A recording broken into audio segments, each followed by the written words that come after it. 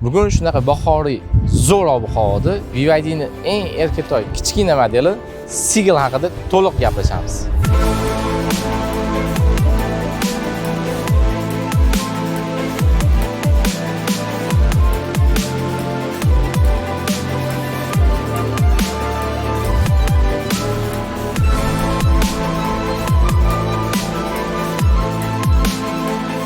Mashinaning birinchi kuzov qismidan gaplashamiz.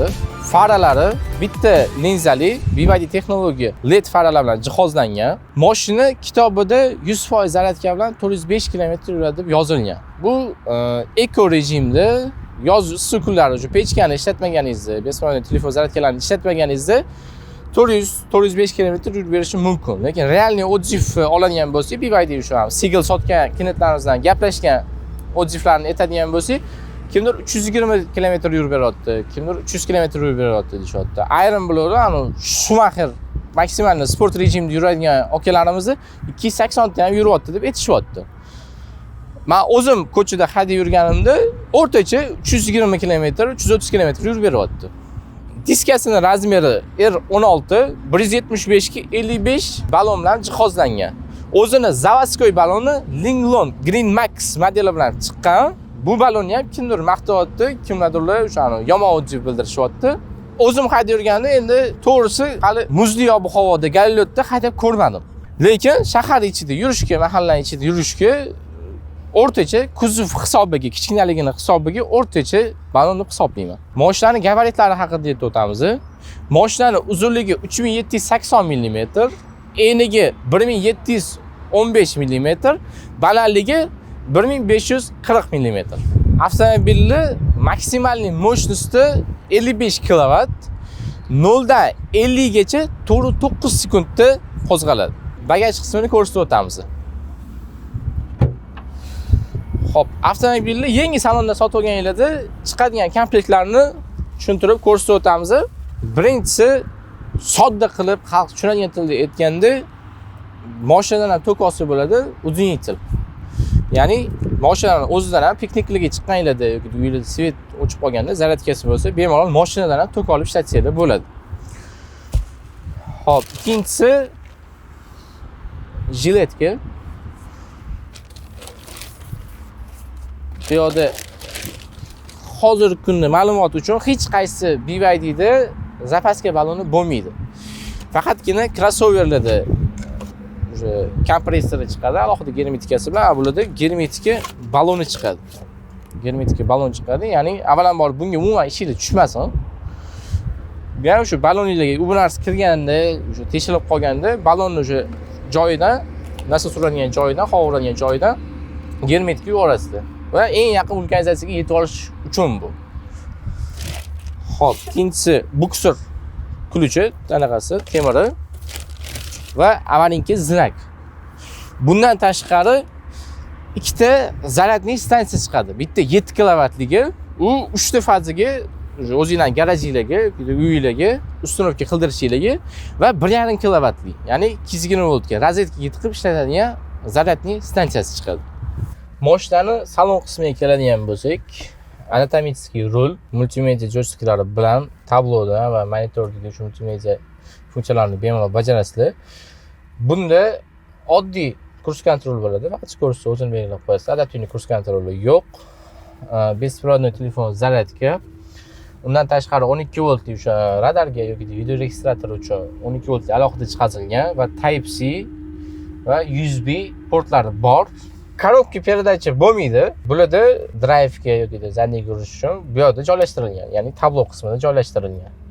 Alohida mashinamiz 3 xil rejimda harakatlanadi bu ham. Eco, Sport, Normal. Bundan tashqari 4-rejimsi ham bo'ladi, yoki qo'shimcha funksiyasi ham bo'ladi. Ya'ni Galilotlarda o'sha tog'li hududlarga chiqqaningizda yoqib qo'yilgan rejimi. Undan tashqari avto hold tizimi ham bor. O'sha probkalarda eng kerakli narsalardan, ya'ni to'xtaganingizda tormozni oxirigacha bosib qo'yasiz. O'zi tabloda ko'rsatadi. Va tormozni qo'yib yuborib, bemalol oyog'ingizni dam oldirasiz. Probkalarda bu hozirgi kunda shahar ichida eng kerakli funksiyalardan biri. Hop, BYDning boshqa modellariga o'xshab, bunda ham konditsioner xohlasangiz o'sha joystikdan, xohlasangiz o'sha planshetidan boshqarsangiz bo'ladi. Hozir salativiy rangi, ya'ni och yashil rangini obzorini qilyapmiz. Och yashil rangida salon qismi tifini va qora rang bilan bezatilgan bo'ladi. Multimedia qismiga keladigan bo'lsak, uni bir tujumli planshet bilan jihozlangan, eng kichkina planshet shu siklga qo'yilgan. Голосовой управленияsi bor. Hi BYD so'zi yokida o'sha yonib ketgan. Hi BYD so'zi yokida shu ruldagi joystik orqali ham bemalol голосовой управление qilsangiz bo'ladi. Ofitsialniy dilerdan olsanglar, ya'ni u tayyor ruscha yoki inglizcha anaqa rusifikatsiyalar qilib qo'yilgan bo'ladi. Бесправный CarPlay mavjud. Undan tashqari tabloda ham boshqa modellari singari har bitta balonni datchigi bo'ladi. Havosini tekshirib tursangiz bo'ladi. Salonni orqa qismi bilan ko'rsatamiz. Mana hozir haydovchi zinasini oxirigacha emas, ya'ni o'zimni bo'yimga, o'zimni haydashimga moslab qo'yganman. Sal yotibroq haydayman. Bo'yim tushunishingiz uchun 1.73 yoki 1.74. Mana orqadagi odam o'tirganda bemalol qo'l bilan qilganda bitta mushtum joy bor. Agar oxirigacha suriladigan bo'lsa, misol uchun 1.85 yoki 1.95 balandlikdagi odam o'tiradigan bo'lsa, oxirigacha surib anaqa qiladigan bo'lsa, sizda enaga oyoq tegib qolishi mumkin ekan. Lekin standart bo'yicha, armiyani standarti bo'yicha oladigan bo'lsak, bitta mushtum mana joy qolyapti. Endi test drive ham qilib ko'ramiz. Test drive'ga ham chiqdik. Mana hozir katta yo'ldan endi yurishni boshladik. Mashina haydayotganda qulay. Endi bunaqa tekis yo'lda hadoyni jam unaqa bilib bo'lmaydi-yu. Hozir mahallalar ichiga ham kirib ko'ramiz. Videoni oxirigacha ko'rsanglar. Lekin gabariti kichikroq bo'lganligi, hatchback kuzovda bo'lganligi shahar ichida yurishga ancha qulay mashina ekan. Ma'lumot uchun BYD Seagull avtomobili 130 tezlikdan oshmaydi. Shu 130 dan keyin agrenchasi bor. Hozir razgoni ham ancha tez ekan. Sport rejimda haydab ketyapman hozir mashinani. Salon qismida men uchun bitta minusi, u men uchun mana mashinani minusi desa ham bo'ladi. Podlogotniki bor, qulay, lekin bardichogi yo'q. Narsalaringizni faqat shu stakanchikka yoki pastiga qo'ysangiz bo'ladi. Orqada turgan odamlarga ham shu podlogotniki tagida joy qilib qo'yilgan. Lekin sekretkali, unaqa barli qilib qo'yilmagan. Chuqurlardan o'tishi. Mahalla ichiga ham bunaq qolamiz. Ikkita polosali yo'l. Probkalarda ancha shahar ichida mazza qilib haydaydigan mashina. Bunda ham avtohold rejimi bor. Svetoforga to'xtadik. O'zini oxirigacha osib qo'yganda o'z mashinani o'zi to'xtab turadi. Mashina zavod bo'lib turgan bo'ladi. Gazni bosib, men to'g'ri yurib ketaverasiz. Lekin mashinada ortiqcha shum yo'q. Men hozir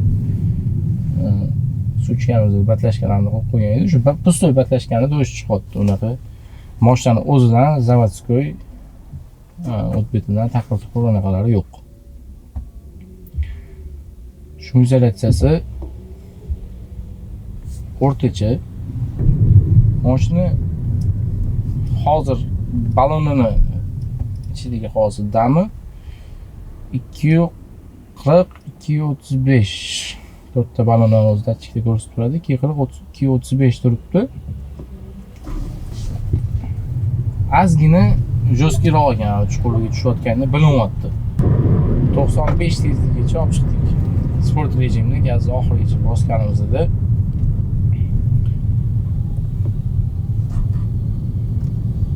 jam unaqa azgina jam unaqa tez emas ekan. Shunaqa o'zini kuzoviga 90 tezlik ham unaqa sezmayapti. Bemalol operator ham bemalol shu o'tirib olib haydab ketyapti. Videoga olib ketyapti. Burada ekstrem торможенияsi bo'lmaydi. Ekstrem торможение faqat adaptivniy kurs kontroli bor. Modelida bor. Chuqurni yonog'idan o'tamiz.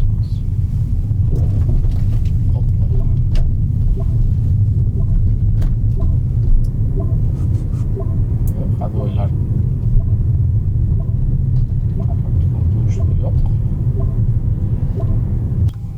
Ortiqcha tovushli yo'q. Chuqurlardan ham hozir 3-4 chuqurdan o'tib, spetsialni chuqurga tushib ko'rdim.